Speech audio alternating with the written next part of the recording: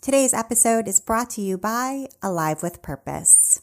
Alive with Purpose provides beautiful, high-quality, hand-dyed yarns for a cause.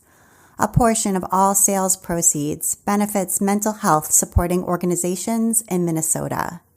While the name doesn't necessarily scream yarn, your purchase will effectively reaffirm that all persons, regardless of diagnosis, are indeed alive with purpose.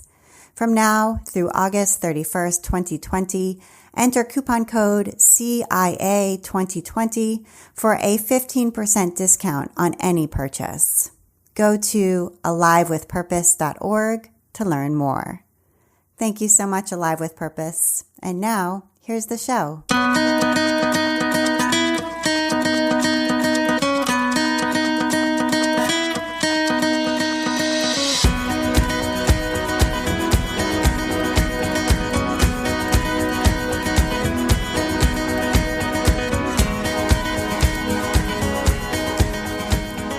Welcome to episode 175 of the Craft Industry Alliance podcast. I'm Gaye Glasspie. Craft Industry Alliance is a community for craft professionals where you can strengthen your creative business, stay up to date on industry news, and build connections within our supportive trade association. Check it out at craftindustryalliance.org. Today on the show, we're talking about building a business in knitting with my guest, Gaye Glasspie. Gaye Glasspie, aka Gigi Made It, better known as Gigi, is a 50-something-year-old who fell in love with knitting late in life, just in the last 9 or 10 years. She is self-taught via YouTube and some wonderfully friendly yarn stores, and she's obsessed with all things orange. Gigi discovered knitting during a very challenging time in her life. Knitting is her ride or die, her BFF, her kind of therapy.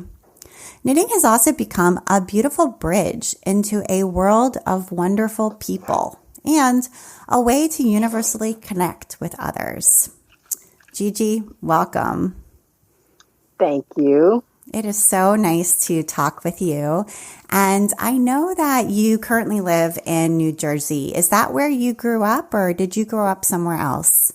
Nope, right here, New Jersey, all my life. I actually, one town over. I grew up in Patterson, so I didn't go far. Okay. And what was your childhood like? Were you a creative kid? Were you always kind of artistic, or was that not really part of your life when you were little? Well, that's when I learned to crochet at a summer camp. But I wouldn't say that I was necessarily a crafty person. I'm an only child. Well, my mom's only child.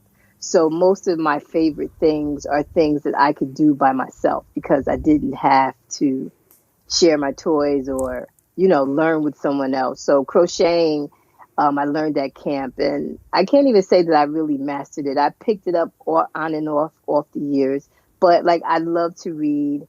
I always kept a diary. I'm dating myself by even using that term, but I always kept a diary. I did things that I didn't need anyone else's presence to enjoy. So was I necessarily crafty? I can't say. The things that you did in school, that was a part of the curriculum at the time, but I wouldn't necessarily label myself as crafty, no. Okay. And what did you think you wanted to do when you grew up? What were you planning to be, or what did you think of yourself, going off to school to study or do with your life? What did you envision for your future? This answer is a little loaded. I wanted to be better, to just put it in one simple word. I grew up in one of the worst housing projects in Patterson at the time. My mom was single mom. She was on welfare. I grew up in what people like to refer to as the ghetto. So my dream was to just be better. My dream was to go further then. I knew what that was like. I wanted to see what the rest of the world was like. So, did I have a particular occupation in mind that I wanted to be a teacher or a doctor or, a scientist? I can't say that I had nailed down any one thing. I just knew that I wanted to be better. I wanted to get out of where I was. I wanted to not have to rely on the government to take care of me. I wanted to learn enough, go far enough to get a job to be able to take care of myself. So if I had to put it in a word, I wanted to be better. Okay. And clearly you've done all of that. So how did you do that? What was the step out? What was the first step out? Well, one thing that my mother and my grandmother always instilled in me was to learn as much as I could. I grew up in the 70s, right? And as you're looking at me, but people that have seen my pictures see I am of a darker skin. And in my community, being dark skinned wasn't a good thing, right? If you weren't light, you were less than. So my claim to fame, or the way that I was able to stand out, was to always excel in school.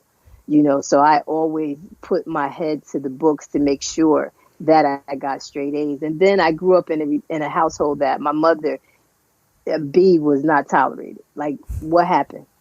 That she had no room for that. It's funny, after I had Shelby, she got a C, and you're okay with that? Like, if I got a B, I really needed to explain what happened, and so we need to fix that, to change it.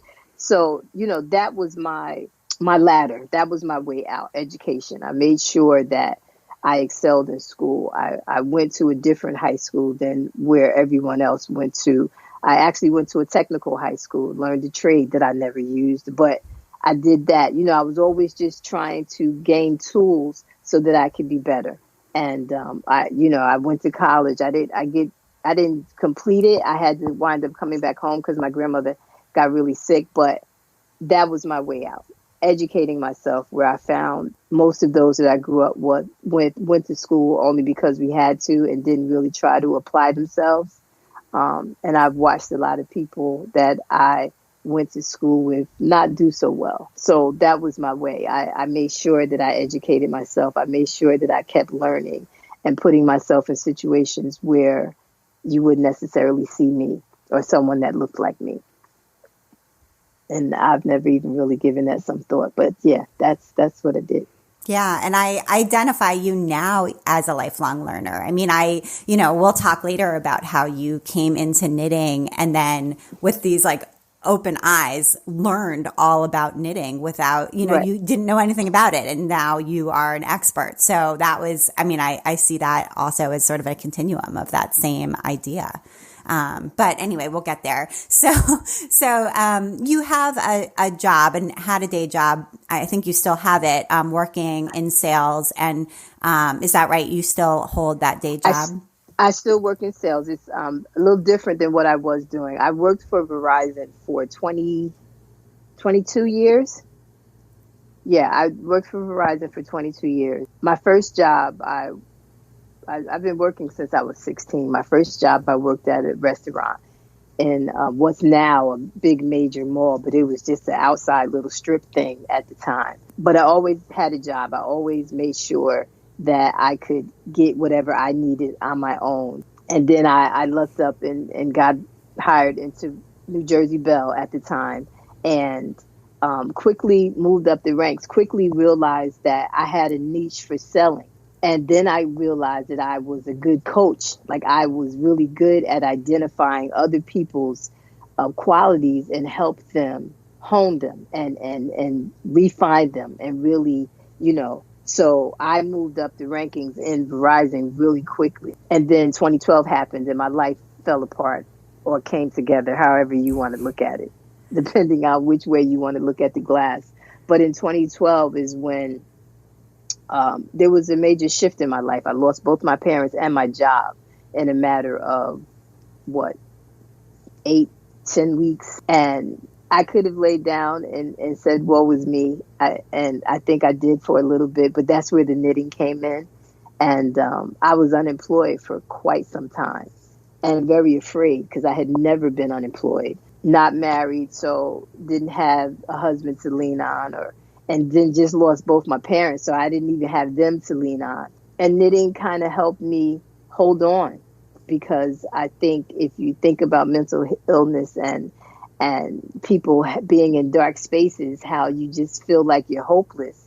And everybody uses this phrase now, but knitting saved my life. I can't say it enough. Like, I really don't know what I would have been had I not shifted my focus and taught myself and just really buried myself in my yarn. Like I often say that I wrapped my heart in yarn to embrace for the impact of all that was happening to me. And I sincerely mean that. So yes, I am still in sales, and ironically, I am working back in Verizon indirectly. I work for a former vice president. Both he and I both got reduction in force from Verizon. He used to be my vice president at Verizon years ago, and he has a vending company. And he hired me on. I run his sales team for New Jersey, and my folks sell Verizon products to high-rise buildings. So I'm kind of back in the Verizon realm indirectly, but I'm a firm believer that everybody that you meet in life are there for a reason. You might not know it then, but you never know when you're going to cross their paths again, because when he bid for the New Jersey contract with Verizon, at the meeting, he said, now I got to find a coach. And somebody threw my name out. And he was like, wait, you mean my Gaye Glasspie?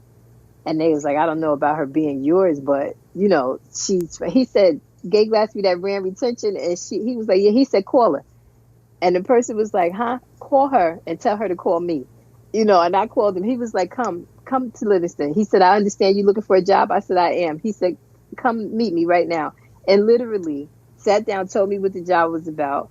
I was like, I don't know, because it's a base and a commission. And I really was beyond that, having to work for commission in my mind's eye. He was like, no, the commission is extra. It's not the bulk of it. And he was like, if you want the job, it's yours. And I was like, yeah, okay. And he literally got up, left me in a meeting that I had no idea about. He was like, okay, you got to finish completing this contract. He turned around. He said, those 3 guys over there need to be interviewed. Hire them if you like them. Don't. You can get more people. I'm getting back on the plane. And he left. I was like, okay. So, and that's because of my reputation. He knew me. He knew my work ethic. All those years later, like sight unseen, he just hired me. Like, it's yours. And I'm like the director of the office, she called me. She was like, hi, nice to meet you, but I need a little information, like your last name, your social security number, right. all but that your stuff. reputation preceded you, and that was what was important there. So yeah, absolutely. So I want to go back a little bit in this story, because you did discover knitting while you were working at Verizon, and correct. It was a really kind of random story. You had crocheted as a child, but knitting was something that I think you sort of saw as being almost too complicated for you for some reason. Yes. And so tell us how you kind of came across like a knitting kit randomly. So, okay, it does tie back into Verizon, because I've always run a sales office, and one of our big things was incentives. So we always had prizes to dangle in front of the consultants to get them to achieve more. And it was the end of the year, so we were cleaning out the prize closet in preparation for the new stuff. And one of my reps, who I wound up teaching how to knit as well later on, ironically, she comes to me and she was like, Miss Gaye, what you want me to do with this? And it was a cup.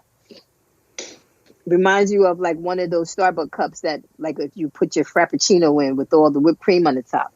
But it was yarn in it, and what you would think was a straw was 2 knitting needles sticking up at the top. And I said, do we have any more? She says, no. I said, well, give it to me. So I'm looking at it. I left it on my desk. I said, well, I'll just take it home. So I opened it up, and it was like a very bright variegated yarn, 2 small needles, maybe a US 4 or 5. And it had a little piece of paper with what might as well have been Greek, because it made no sense to me. Now, like I said, I crocheted. I could read a crochet pattern. I was like, I have no idea what this says. So I came home. I went online on YouTube. I found out what the codes meant, and I made my first little strip of whatever. They say it was a scarf. It was a mess, but I did it. I taught myself to do the knit stitch. I taught myself to do the purl stitch, and I did it. I put it away. I checked off I could knit, and I moved on. Fast forward maybe 3-4 years from that initial introduction to it, and I'm still at work at Verizon, and I'm walking past a coworker, and she's making a hat. She's on a conference call, but she's knitting. And I grab a sticky, and I'm like, I need you to make me one. Because it was, it was bulky yarn, it was ribbing, it was seed stitch. It was so cute. So she looked up at me. She takes the sticky, she writes a note, and I look at it, and it's all the material I need. And she says, there's a Michael's right down the road. On your lunch break, go get the stuff. I was like, cool, no problem, right? Because I'm thinking I'm going to buy the stuff, and she's going to make it, right? Right. I came back, I put the stuff on her desk, I take another sticky, and I was like, just let me know how much. And I go to walk away. She grabs my hand, and she's putting the bag in my hand. I'm like, what are you doing? She said, no, you're going to make it. I said, I can't do that. She said, I thought you said you taught yourself how to knit. I said, I can knit, but I can't do that. She said, yeah, you can. That day, she taught me how to knit in a round. She taught me 2x2 ribbing. She taught me seed stitch. What she didn't teach me initially was how to bind off, because she told me the ribbing. She told me how many inches to do. I went to my desk. It was conference call day. So I'm on the conference calls, and I got to the ribbon. I went back to her desk. She showed me how to do the seed stitch, told me to do that for however many inches, right? I got to that point, but it was time to go home, right? I get home, I make dinner, I go back, I'm measuring again, make sure I'm at the right spot. But there's a hole at the top of the hat, and I crochet. So I pulled the needles out, and I'm like, okay, this don't seem right, because I still got a hole. So I took the entire hat out. I started all over again. I was up all night. She came to work. I was sitting at her desk. I was like, why does my hat have a hole? She was like, oh, God, I forgot to show you how to bind off. So her name is Jasmine, and I always say she started it. Because then all I knew at the time, though, was Michael's, AC Moore, Joann's. That if you said yarn store to me, that was what I understood. And I think that's really common. I think most people who are beginners, that's what they know. How would you know anything else? Right. Correct. And, she started me. So that's when my love, the bigger the yarn, the better.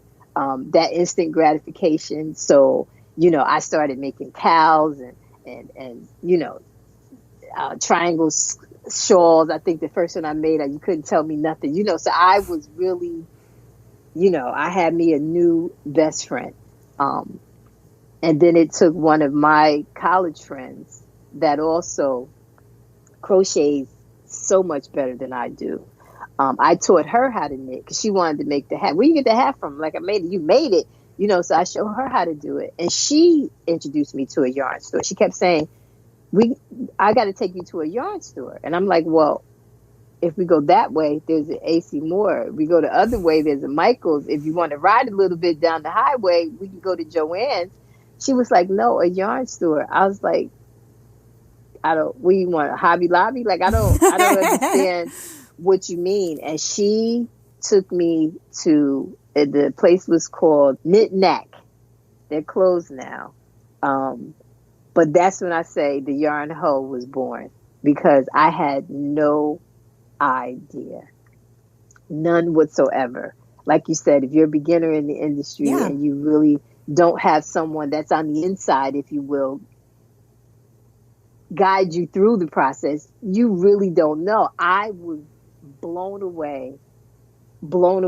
And luckily, my first yarn stop experience kind of set my expectation, because it was a fabulous shop. The owner was so sweet and so helpful. And the table, her regulars, everybody was just so welcoming. Nobody looked at me like, oh, you don't know what you're doing. You're new. Why don't you understand these things? Everybody was just so accommodating and helpful.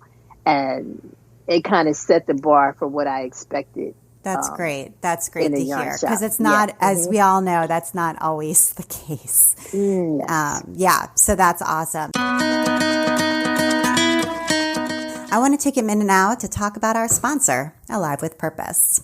Alive with Purpose provides beautiful, high-quality hand-dyed yarns for our cause. A portion of all sales proceeds benefits mental health supporting organizations in Minnesota. While the name doesn't necessarily scream yarn, your purchase will effectively reaffirm that all persons, regardless of diagnosis, are indeed alive with purpose.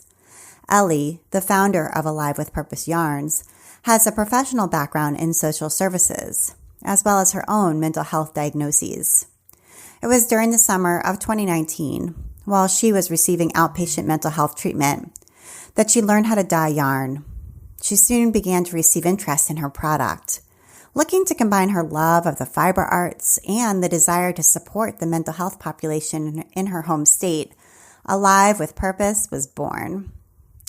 Since its inception, Alive with Purpose has financially supported such Minnesota organizations as Local Knitters and Stitchers Group, which makes cold weather clothing items for people in need, and organizations that meet with individuals in Manmoman County, the Minnesota county with the state's highest depression and suicide rates.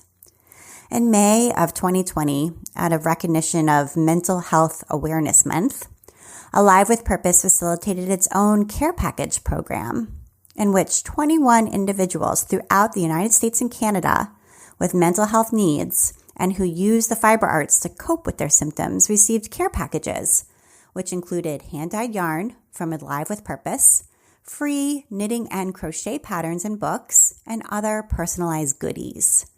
The care package program was such a success that Ellie is now working on developing packages for 2021. Alive with Purpose thanks you for your support. From now through August 31st, Craft Industry Alliance podcast listeners can use coupon code CIA2020 at checkout for a 15% off discount on any purchase. So go to alivewithpurpose.org to learn more. Thank you so much, Alive with Purpose. And now, back to my conversation with Gigi.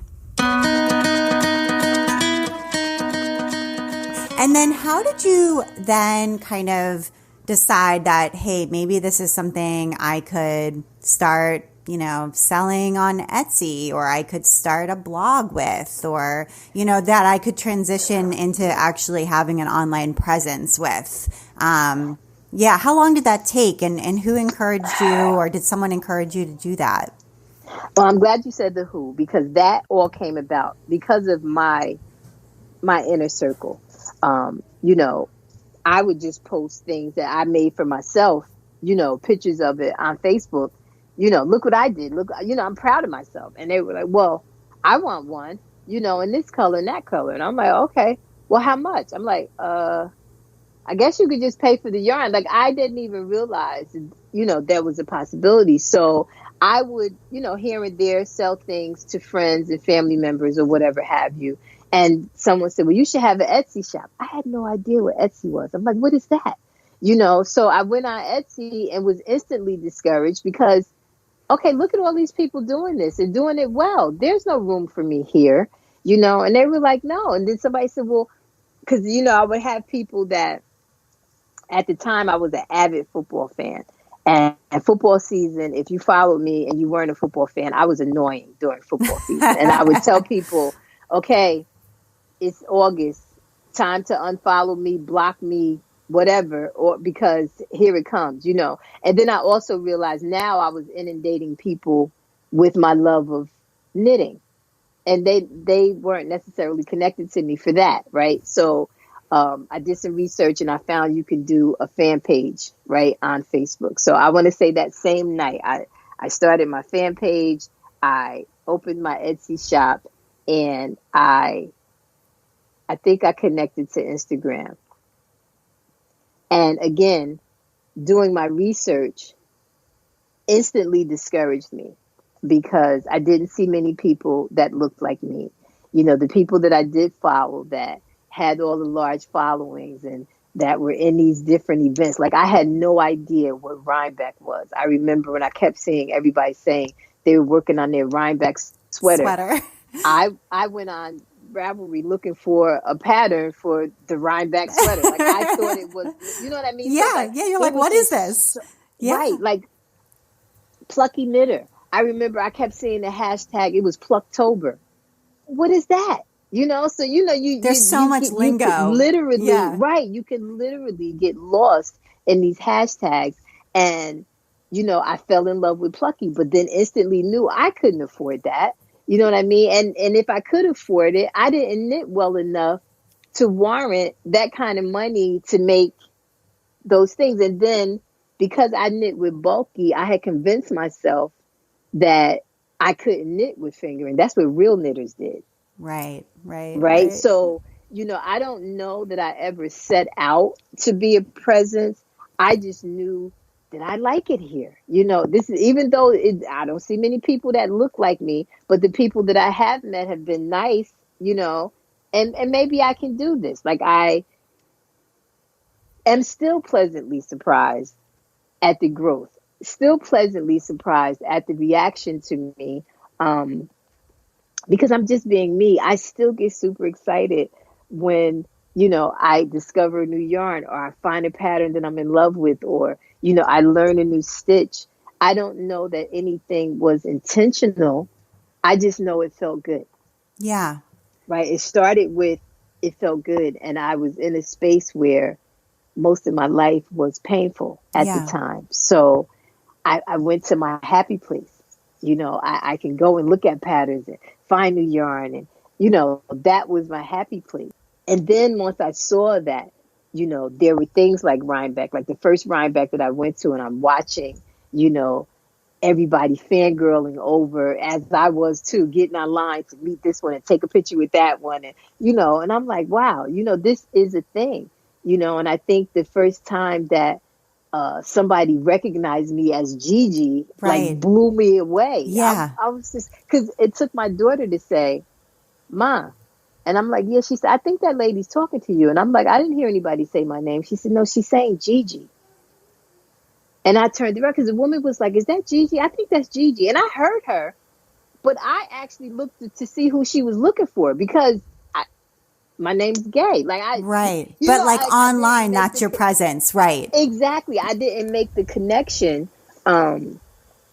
And I'm still, I prepare for it now, because now, like, I can't go places without, like, I could be in the building 2 seconds and before I get the first, there's Gigi, and I'm so excited to meet everybody. But initially I was a little blown away, that people paid attention enough to recognize me and to want to talk to me, or take a picture with. I was like, okay, and then I think once I realized that it was possible, then is when I was like, oh, so I wonder if I could grow my following. I wonder, like, I always had a blog, and it was more for me than anybody else. I felt like, when you say you always had a blog, was this before knitting, or no? This was okay. Came as a part of the knitting. Right, but right.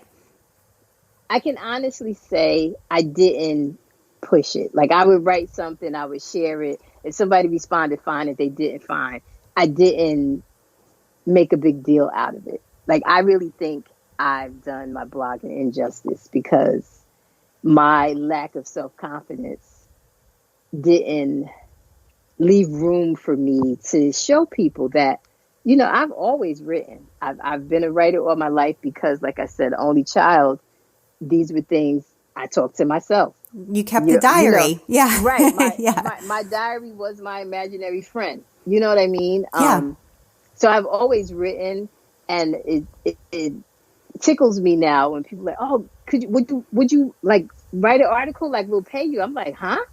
I'm not a writer. They were like, yeah, you are. You do it every day. Like, have you read your posts on Instagram?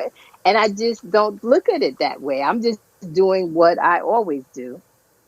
Yeah. Just talk to myself. Right. Well, and also, I think part of the reason that people,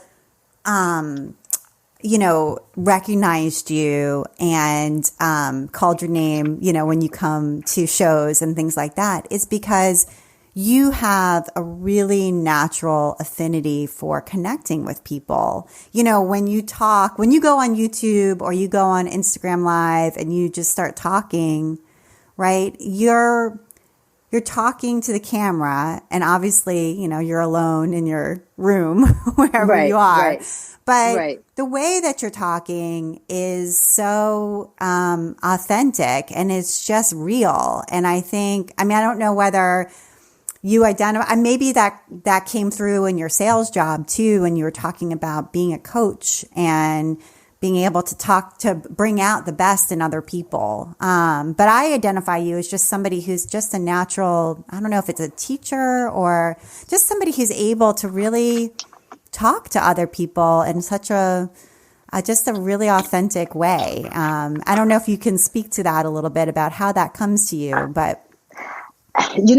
It's funny. The more I have these conversations, it just brings me back to different places. But you just reminded me of a situation at Verizon and in my leadership journey where I learned, right? And I think that's where I connect with people because I learned I always had a large team. At one point, my call center had like 450 reps in it, and I had 10 team leaders, and 3 or 4 admins. Like I had a large team. And I found out really quickly that I couldn't have one message. I couldn't use a paintbrush to address them all. They all needed something different from me, and it was my job to deliver the version of me that they needed, right? I always tell a story about the majority of my team was women, and I had 3 guys, and one of my guys, his routine was he started his day in my office telling me about his night, and at the time his daughter was getting ready to go to prom, and he was giving her a hard time about the dress that she wanted to wear. So every day at lunch, we had to hear about these battles and see the pictures, and we were trying to explain to him, listen, let the girl, there's nothing wrong with the dress. It's not, I've seen worse. I said, let her wear it because all you're going to do is force her to wear something she doesn't want to wear. She's going to sneak that other dress. She's going to wear it anyway. This was the conversation. So it was time to get her shoes. And he was explaining everything to me. And I promise you, I was listening to him. However, I am a multitasker by nature. I can't sit still. It's painful, right? So like even here with you, I'm sitting here trying not to look at my work laptop, not pick up my phone. That's just who I am. Yeah. So I was listening to him. I was responding to him, but I did not look at him. I was catching emails as they were coming. I was taking notes. So we had our conversation. I remember distinctly telling him if he didn't get that girl the shoes she wanted, I was going to call her and I was going to buy the shoes. Stop playing with the baby and go ahead, right? So 5 minutes later, I look up. And like I said, if there was 10 of them, I had 7 girls and 3 guys on my team, right? I look up, all the girls are at the door. I'm like, good morning. They was like, what did he do? I'm sorry. He's all upset. He says you're mad at him. What did he do? What didn't he do? Did he miss a deadline? We'll fix it. We'll help him. I said, what are you guys talking about? They said, he's all in a tizzy. He just came storming out of here. He said you're mad at him. I'm mad at who? I just had a whole conversation with him. What are you talking about? So now I had to sit there and replay that conversation in my head and try to figure out what did I do to make him think that I was upset with him. And the only thing that I could put my finger on was like, I never looked at him. Like I was listening to him. I was responding, but I didn't give him eye contact. Right. So from that day forward, every time that he darkened my door, I turned my computer screen away so I couldn't see it. I turned my phone upside down and give him what he needed. Mm-hmm. And it stopped. He stopped feeling like I was mad at him. So then I realized, okay, I can't just be me generically to everybody. I got to figure out what people need, right? And I found in this knitting niche, in this Gigi Made It world, people need the real. They need the reality. They need to know that they can make a mistake and it's okay. They need to know that, yeah, I'm uncomfortable wearing certain things because I am a larger size woman. They need to know they're not the only people that feel like that. They might not say it out loud, but I feel that way too. I was afraid of making sweaters. I was uncomfortable. A cable, I can't do that. So when I say that, it's like it gives other people permission. And I've learned that in this space, my followers, right? I can't speak for anybody else's followers, but my followers, that works for them. So I think back then is when I figured out that I have to give people what they need from me. I am a giver. I am a caretaker. I am a mother hen. That's just my nature. I'm gonna, I would get in so much trouble at Verizon as a leader because I would not allow anybody to come in my office yelling at my team about whatever. If you got an issue, you bring it to me. I'll deal with it. I would step in front of my team. I'll take the hit. Don't, I'm just a mother hen that way. And I have to pull back sometimes because my type of love can be suffocating sometimes, but I'm a caretaker. Like if I love you, I take you under my wing and I'm going to fight a brick in your behalf. Right. So, but I've learned that I have to modify that based on what people need. And I've quickly figured out that one, and this is from pure testing, I can take pictures, Abby, of just my project. And I'll get some comments and I'll get some likes. But put me in the picture. I don't care what I'm doing. A picture of me and all hell breaks loose. Mm-hmm. They want me. And I've learned this. This is not about any sort of pride. This is just pure numbers, pure statistics, pure research. Just paying attention. They want me. They want me to say how I'm feeling, whether it's good or bad. That vulnerability, I think, is what it is. They want to hear the realness of your life experience. And it's sometimes good and it's sometimes hard. And that's really what your audience in particular really is connecting with. And I think that's really real. And I think if you wouldn't mind, I would love if you would tell the story about orange, because I know that orange is your signature color, and it's interesting to have that signature color. And I do think, to me, I wonder whether first it helps you with your brand identity. I mean, has it helped you to have orange be a brand identity for you, that when people see orange yarn in general in the knitting world now, that they see it and they think Gigi, number one? Has that helped? And number two, can you just talk a little bit about how you came to reclaim orange for yourself? Okay. So the first answer is number one, yes, it definitely has helped, because people, I can't even make you understand the number of times a day I am tagged in something orange, anything orange, a car, somebody's door, a flower. I mean, anything. I have anything. That's orange. Funny. Okay. People tag me. Did you see this? And the thing, you probably did. You probably have 100 people send it to you. They did, but thank you. It's okay. That's cute. Anything that's orange, they send me. So the story about orange. So we'll go back. You asked about a childhood. You asked about little Gigi. As I said, I grew up in the 70s. And in our culture, there's a thing called colorism. And that is, if you go back to slavery, you'll hear a term, a field slave versus a house slave, right? So the lighter skinned, the fairer skinned slaves were allowed in the house because they were closer to looking white, where the dark ones were forced to work in the slave and usually mistreated and got the worst treatment. Okay. That behavior stayed in our community because if you were not light skinned, you were not considered attractive. You were far from pretty. You were anything but pretty. So I grew up most of my life thinking that I was ugly, one, because of the tone of my skin. There's a belief, if you are dark skinned, you are not to wear bright colors. So I have always loved the color orange. I mean, orange, vitamin C, sunshine. What is there not to like, right? If you like Halloween, if you like pumpkins, sweet potatoes, it makes me think about Thanksgiving. I've always loved it. However, I was taught that I can't wear bright colors because I'm so dark. So I hid the fact that I loved orange most of my life, the majority of my life. I would say to you that I just started really saying, you know what? One, I'm not ugly. And that took me damn near 50 years to say that out loud and sincerely believe it. Okay? Because people would say to me, oh, Gaye, you're so pretty. I'll be like, you love me. So you have to say that. That would be my response. It was never just a pure, and even if I did say thank you, I said thank you, but I'm just like, you love me. What are you going to say? I'm ugly. You love me.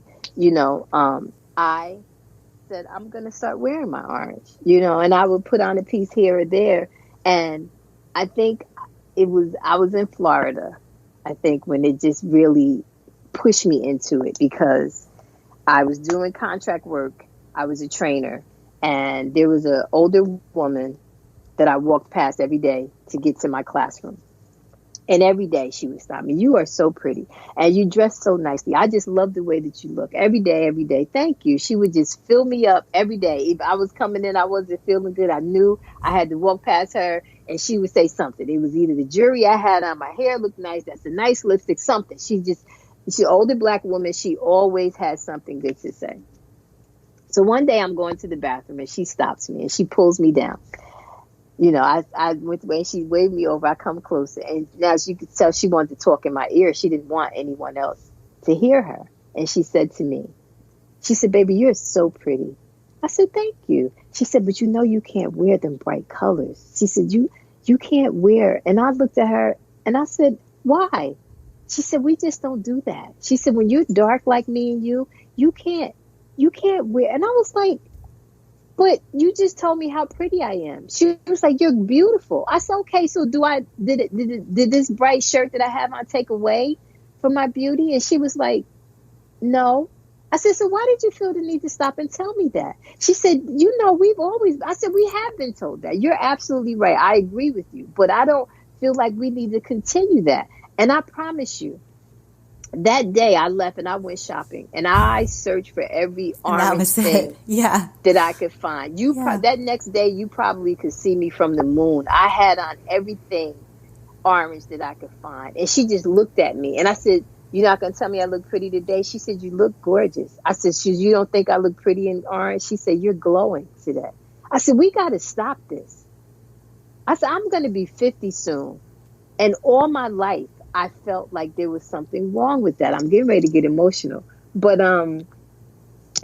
that's when I don't think she realized that her stepping on my toes that day, she set me free. Because I'm just like, I don't care what, I could have came in that place in my pajamas. She would stop me and say, oh my God, here she comes again. Oh, you smell so good. And she just had just such, but because it was ingrained in her. And I can't necessarily say I was upset with her. Right. But she said it because she was my same complexion.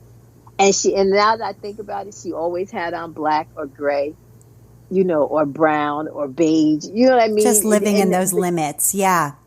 Because that's what we were taught. Right.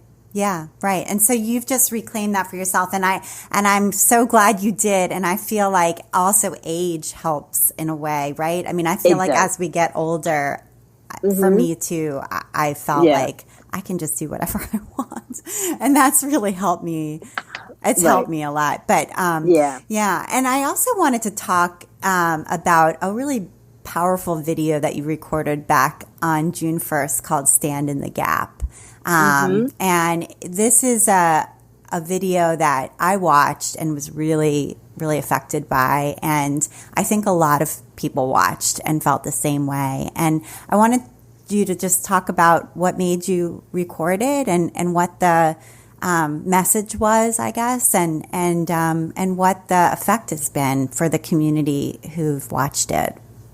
Okay, so in order to talk about Stand in the Gap, we just got to go backwards a little bit to January of last year. Yeah. So what I kept saying was, yes, I loved it. I felt good here in this community, but I didn't see many folks that looked like me.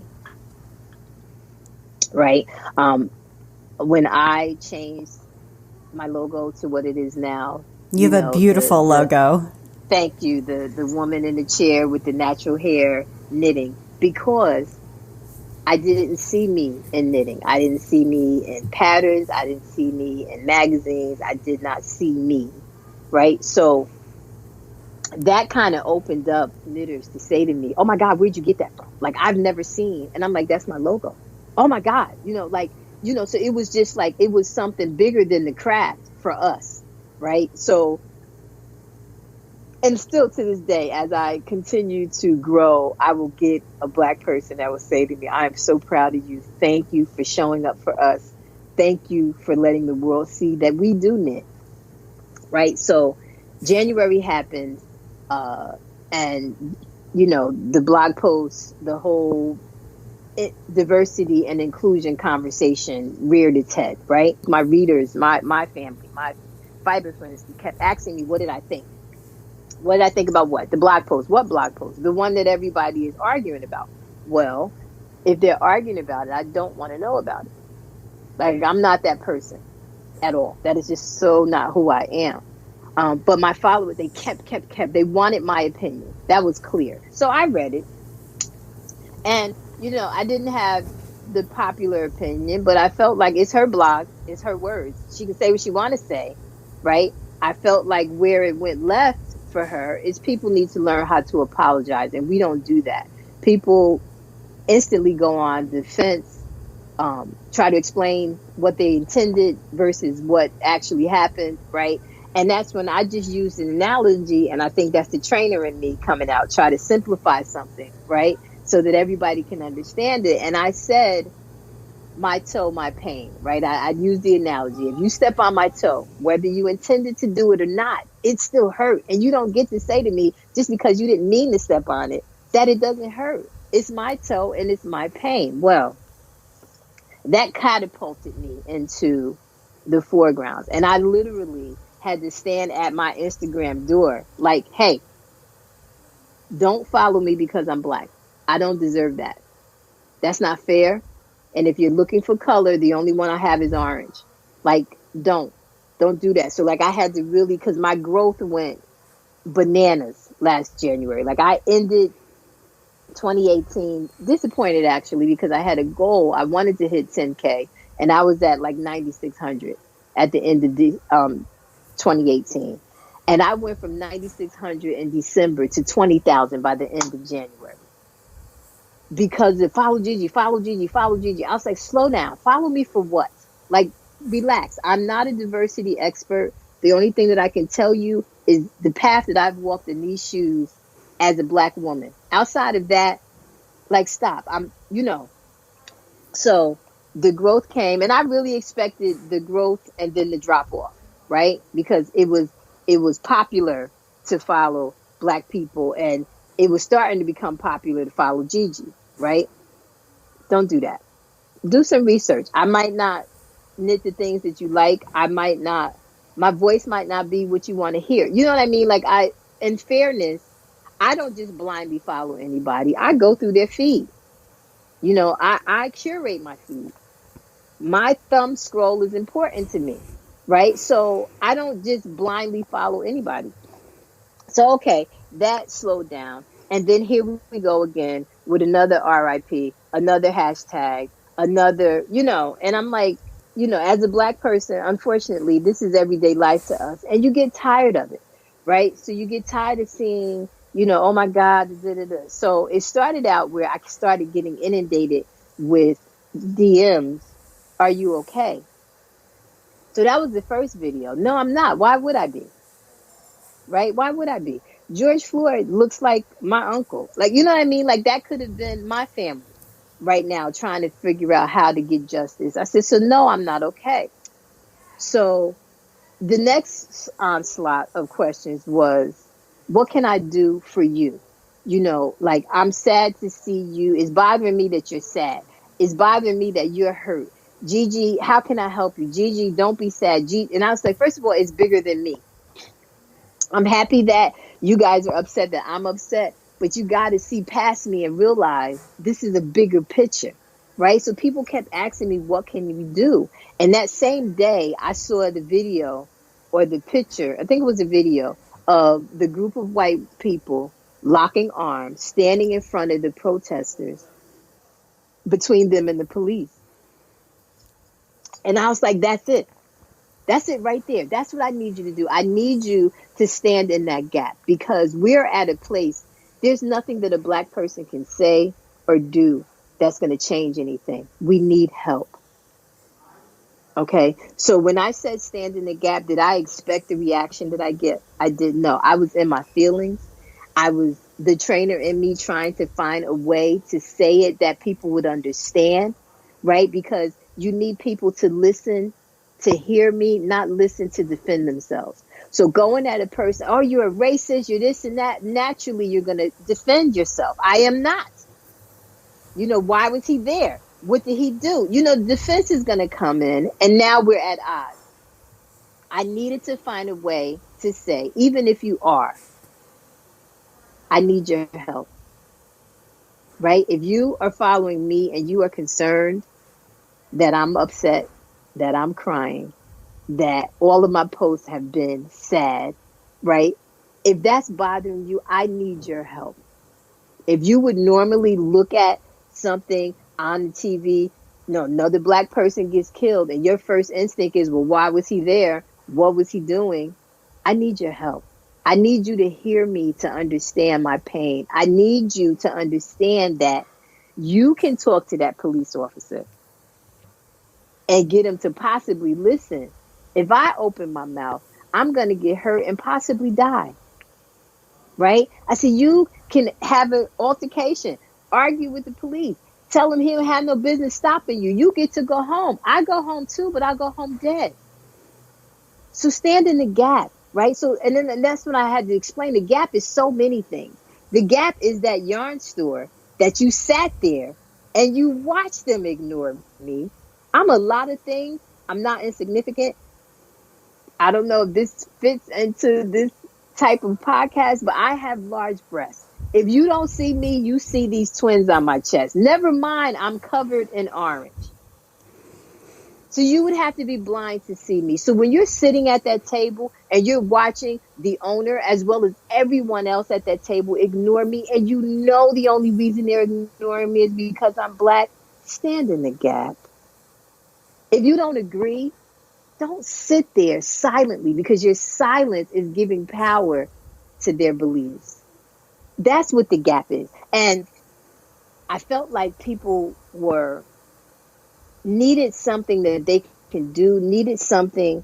Everybody was like, you got to be uncomfortable to get past this. I'm not big on that call out culture, that cancel culture. I just think that's going to cause more strife, right? I am always searching for a way to get you to hear me, right? And I think standing in the gap gave people something they could do right now. You ain't got to leave your house. You don't have to make a protest sign. You don't have to dodge rubber bullets, have gas thrown in your direction. You could do something right here and now, because that gap starts at your kitchen table. That gap goes to work with you. It's in your cubby. It's across from your cubby. It's at the lunch table with you it's in Starbucks. Stand in the gap, right? So I was in my feelings again, but the trainer in me was trying to find a way, and that's what came to me. And I kind of recorded it and went to sleep because it took everything out of me. I woke up to like, oh, okay. Like, I never know what's gonna get the reaction. I'm always, I think because I'm so used to being disappointed that I don't expect anything, so that I'm not disappointed. So I'm never like, okay, this is going to be it. This is going to push me over the top. No, I'm just telling you how I feel. And if you're asking me how you can help, this is how I think you can. So I was blown away. I still am. People sending me pictures. They purchased my T-shirts, and the entire family has on. From the middles, the wife, the hubby, everybody. And I'm just like, oh my God, or the stories that people are sharing with me that, my husband is the one to say, well, what'd he do? He said, and when I ordered the shirts, he was like, stand in the gap. What does that mean? He said, I want better for you. I'm going to let Gigi tell you, you listen. He said, he went and he ordered another shirt. She said he wanted a tumbler. He said, because I'm taking this to work with me, because I'm going to have this conversation. For me to be able to say something as simple as stand in the gap and reach people. Right. It's powerful. I could log off and never log back on again. I feel like right. I've done something. Yeah. You know what I mean? And it's just interesting to to listen to people, because I would always get, Abby, if I did share something that happened to me, go in the yarn store and they totally ignored me. Yeah. Right. But what I would never do is tell you what yarn store. Sure. You're not calling them out. You're I'm not you're doing explaining that it happens. Right. And I would always get, well, they didn't know it was you, Gigi. Please tell me what that means. What is there to know? If it's a public store and they are about selling yarn, if I walked in that store, it doesn't matter who it is. It doesn't matter that it's you or not you. I came to buy yarn. Right. So why would I be treated any differently? Oh, it's not because of that. Everybody, you got to stop with the race thing. That's not what it's about. Okay. So what was it about? I didn't say anything. So they can't say they was ignoring me because I was rude. Right. And I enter every store. First, I'm outside taking pictures. You have so much enthusiasm. Okay. So, right. And then, if I do get someone to at least acknowledge me, I'll always say, listen, I have a blog. I like to take pictures. Are you okay with that? Because some people will say, please don't take pictures. Okay, I won't. You know what I mean? So I always ask if you give me that opportunity. But people kill me with they didn't know it was you. Please make me understand what that means. And I've had so many people now double back and say, you know what, Gigi, I'm sorry. Because I had no idea. Okay, standing in the gap that's not an excuse anymore. Right. You cannot continue to say I didn't know. You're choosing not to know. You're turning your head. Right. So, the whole conversations were, oh, why are they tearing up stuff and why are they this and that and they're thugs? Okay. But take your kid. Go one better. My dog. Okay. You don't give Gunner the attention that he wants. He's going to go get something that he knows is going to get your attention. He's going to tear it up. Because, okay, here she come now. That's all I wanted. Roll over on his belly. Rub me. No, you just ripped up my yarn. Yeah, but I was trying to get your attention for an hour. You ignored me. So I know how to get you to come out here. Right? So to say that, do I think anything should have been torn up or buildings burned up or destroyed property? None of that. No, I don't. But what you guys or what people are negating to see, I have been screaming at the back of your head for years. Help me. I've been screaming of these injustices, screaming at the top of only time you pay attention is when I tear up something. Think about it. There's still protests going on. Is it on the news now? No. Why? Because they're peaceful. So, that's not sticking with the stereotypes. That's not sticking with the animals and the thugs. That doesn't fit that narrative. So we're not going to cover that. People it's just, so that's the gap. Understand, I feel like I've done my job. If you now even recognize the gap, whether you decide to stand in it or not, but now that you see it, right, and see how vast it is. And it's so big, we could talk about the knitting industry all day long. The gap exists, right? But it exists everywhere. Oh, it absolutely does. Absolutely. Everywhere. So, was January painful? It was, but it needed to happen. In my opinion, it needed to happen. So, again, I'm not about the cancel culture and the call out culture. My thing is, there have been people that have done things to me. I have been referred to in my face as your black friend. What? No, I thought I was your friend. And I had that conversation with that person. Now, I've gained a following. Could I have gone on my page and put that person on blast and given them a whole lot of heartache? I could have if I was that type of person. I'm not. I let that person know that I did not appreciate being referred to as her black friend. You hurt my feelings. She apologized, and then her whole behavior towards me changed, which proved what she said was true. I was simply her black friend. I was not her friend. And okay, I understand, you move on. But I don't feel like you get anything out of that whole call out thing. I went to her directly. We had our conversation. I said how I felt. She said what she said. Her actions proved to me that what she said wasn't true. that what she said initially that I called her on was the truth. And it is what it is. You live and you learn, right? And you move on. But yeah. Now, have I been given a whole lot of opportunities since? Like I said, we were talking earlier, this year was going to be a year for me. Like, you had I was so booked many up. wonderful Oh my God. opportunities. And we will talk next about the opportunity that you do have coming up. But you were supposed to be traveling. You were going to be at Everywhere. Squam and doing all Squam. these wonderful things. And unfortunately, this pandemic has just ruined a whole lot of things. Yeah. Right. But, you know, so here we go. So I just have to throw this in, right? So Adela from Lola Bean Yarn Co. refers to it as the Black Wave, right? Because everybody wanted to follow Black people, right? And people of color and BIPOC, which I'm not a fan of, but that term, because it just lumps us. That's why I will not refer to myself as a person of color. I am a Black person because it matters. When I move on your street, it matters. When I walk in your store, it matters. When I apply for the loan, I'm a Black person. So we said January 2019 was Black Wave number 1.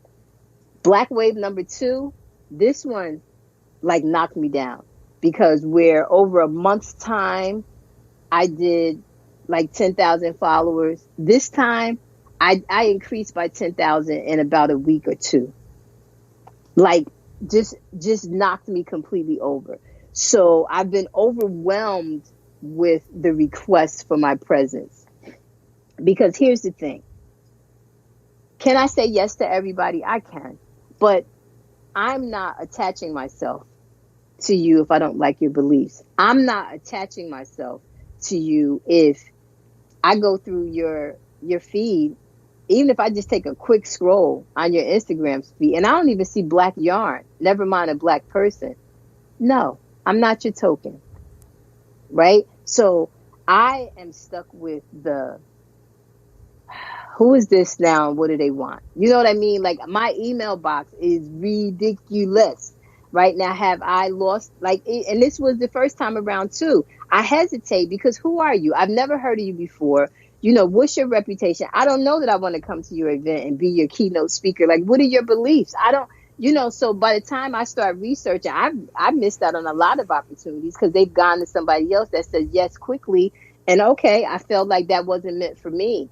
And I'm okay with that, So again, Black Wave number 2, Gigi.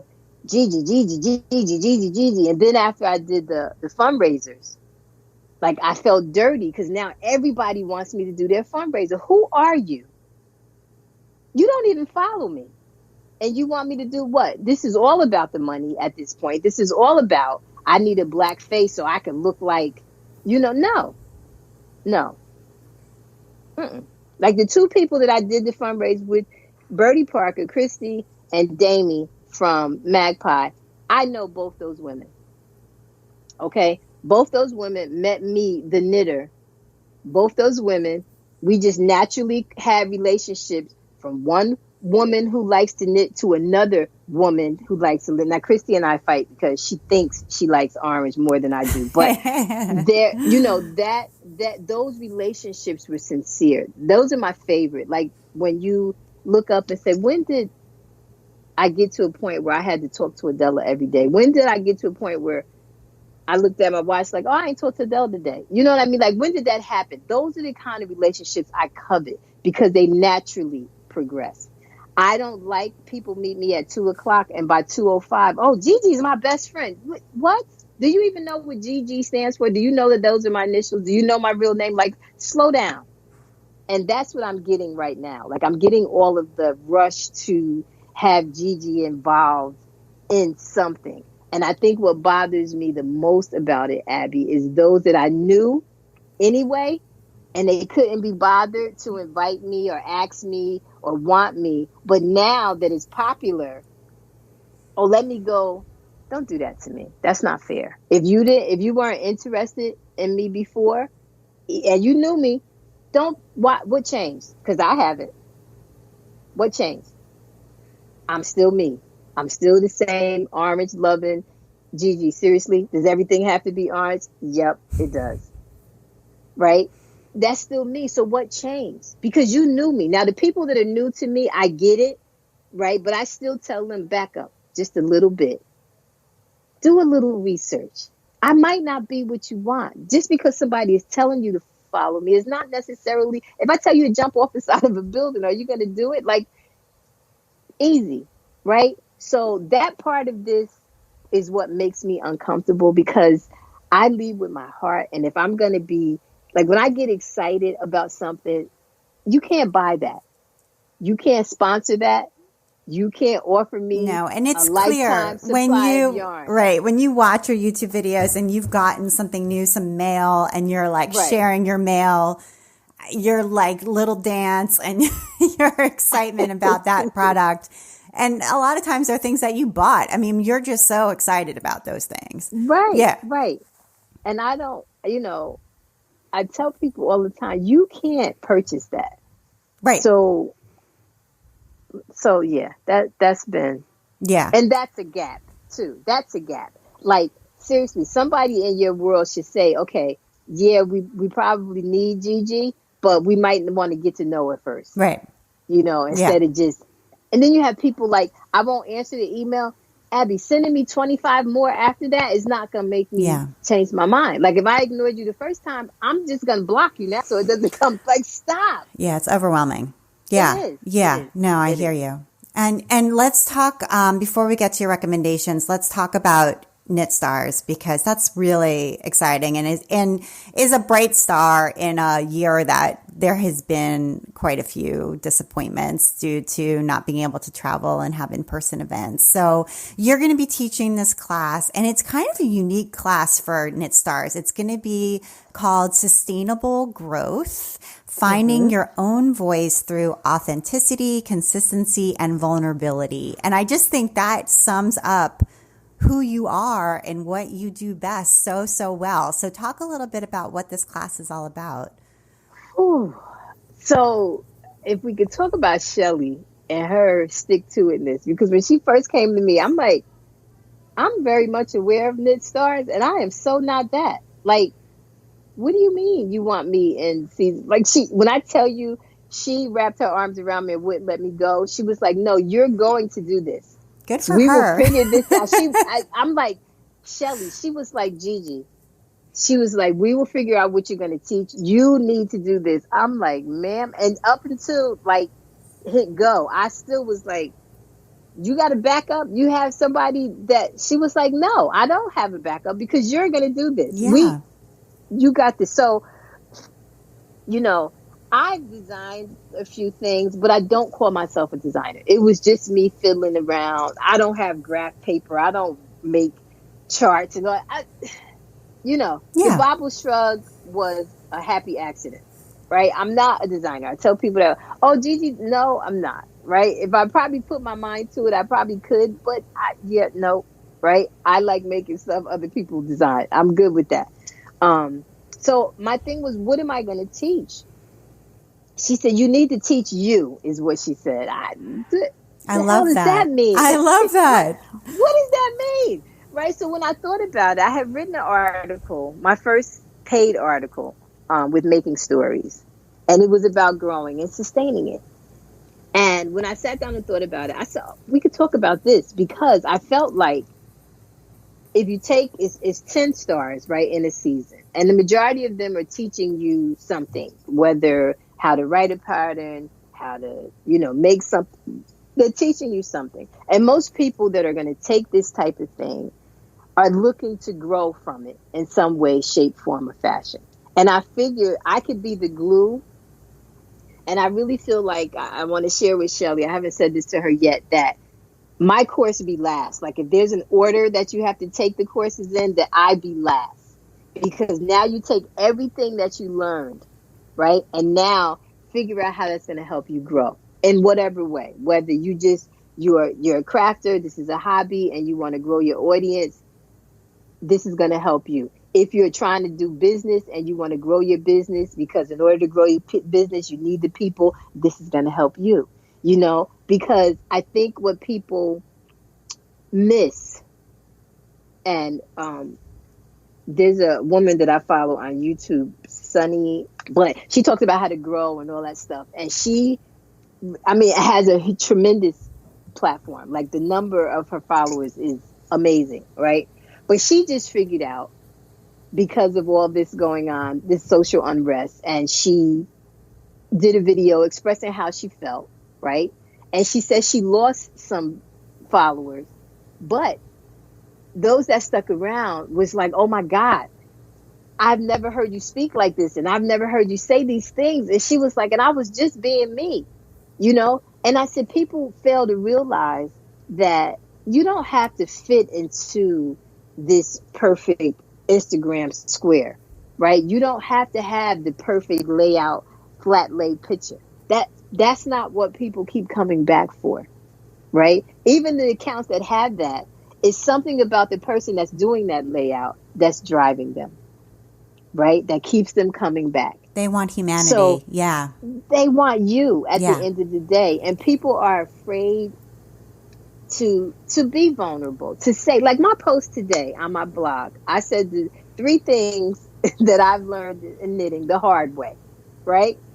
People was like, oh my God, I didn't think anybody else did that. I did that too. You know what else? You know, so everybody is just like, it's like a sigh of relief to admit that I'm not perfect. I've made mistakes. Right. You know what I mean? And I'm like, guys, we all make mistakes. And it cracks me up, the things that people react to and they go crazy. And it's usually something like that. Like I had a conversation, one of my blog posts I did recently was body conscious, right? Yes. You know how I've always looked at stuff, you know, I've needed it to be oversized and roomy because I think I'm hiding these 2 people that live on my chest, and it's not possible, right? So when I got comfortable enough to say, you know what, I'm going to make a sweater that fits, right? The people were just like, oh my God, Gigi. Me too, you know? Right.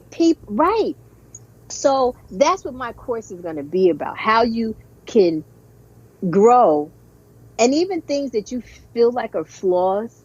To get comfortable sharing your real you. Because you're going to draw people to you that felt the same way. And believe it or not, there's more of them out there than not. Right? So, you know, I need to teach people. My goal is to teach people that vulnerability is not a bad thing. One, it's not going to take anything to you. Got to be consistent, though. That's the thing that people, you know, you got to show up. Even if only one person is there to watch you, you got to show up, right? So that's what my course is going to be about. Fantastic. And, you know, some tools and things of that nature. But it is off the beaten path of your traditional. But I really think that in a world where vanity metrics matter, this will help people figure out and listen to and pay attention to their audience to see what it is that they want. Yeah, that's great. That'll keep them consistently coming back. So that's what my Knit Stars would be about. But another thing that mind blown still. Yeah, and that comes out this fall, correct? That's going to be okay. So people can it'll be open back up. Yep, it'll be open back up for sale in September, I think. I don't know the exact date. Okay. All right, great. But yeah, that's coming. Yay, that's exciting. So I want to just I want to get to just a few of your recommendations, and one of the ones that I love is the Oso paper planner stickers, because these are just charming and so adorable. Aren't they yes. Did you go look at them? Yes. Oh my gosh, they're great. So 2 things, right? The cute side of them, they are just super, super cute. Yes. Right? I've just stumbled down the rabbit hole. I've always had a planner. I had no idea about the sticker world, and I opened up that hole and jumped in head first. Like every time I get mail or stickers, my daughter's like, Mommy, seriously? I'm like, just mind your business and give me my mail. They're so cute. They are the cutest. But the flip side of it goes right back to that diversity and that inclusion, right? It feels good to see your replication. Yeah. Right? It's good to be able to see yourself, right? Even if you didn't imagine some of the scenes that she has the characters in, when you can see it out there, it puts that hope in your mind. It gives you now a target to go after, right? So are they the cutest stickers ever? They are. But they have so much more meaning than just that sticker. Yeah. So they're little stickers that you put in your planner, and Yes. they're like Black women, Yes.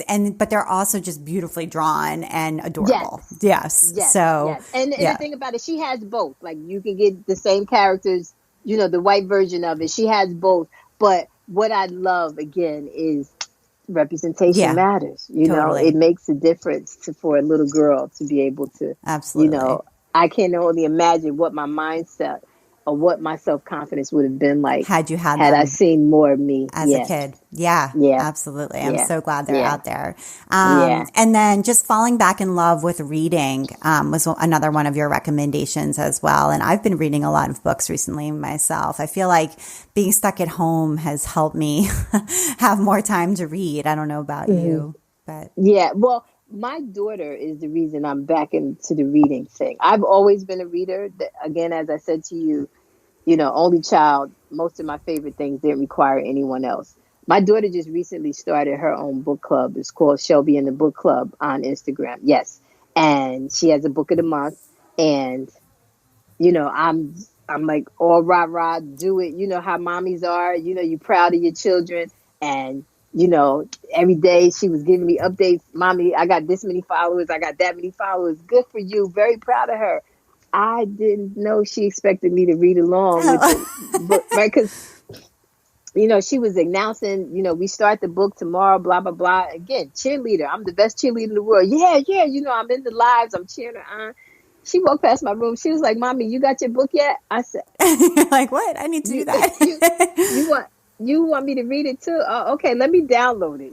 So I listened, but I forgot how much I enjoyed that. I'm the type of reader that if the book is turned into a movie, I won't watch the movie because the main character is never as handsome as I envisioned. Oh yeah, me too. They always look different from how I know. The house is never as raggedy or as grand as I envisioned it. You know what I mean? So I usually do not watch the movie if I've read the book. But yeah, she has given me back that love. I mean, I have bookshelves full of books, but I just really had just moved away from it. So it's good to have it back. Yeah. All right. Well, Gigi, thank you so much for taking the time to be on the Craft Industry Alliance podcast. It was really wonderful talking with you. No, thank you so much for having me. I really appreciate it. I enjoyed chatting with you as well. And you've been listening to the Craft Industry Alliance podcast. I'm Abby Glassenberg. Today's episode was brought to you by Alive with Purpose. Alive with Purpose provides beautiful, high-quality, hand-dyed yarns for a cause. A portion of all sales proceeds benefits mental health supporting organizations in Minnesota. While the name doesn't necessarily scream yarn, your purchase will effectively reaffirm that all persons, regardless of diagnosis, are indeed alive with purpose. From now through August 31st, 2020, enter coupon code CIA2020 for a 15% discount on any purchase. Go to alivewithpurpose.org to learn more. Thank you so much, Alive with Purpose. Craft Industry Alliance is a community for craft professionals, and when you become a member of Craft Industry Alliance, you get in-depth coverage of craft industry news, the opportunity to connect with fellow professionals for advice and support, and access to an educational library filled with ideas, tools, and resources to help you as you build your business. Join us at craftindustrｙalliance.org. Thank you so much, and I'll see you next time.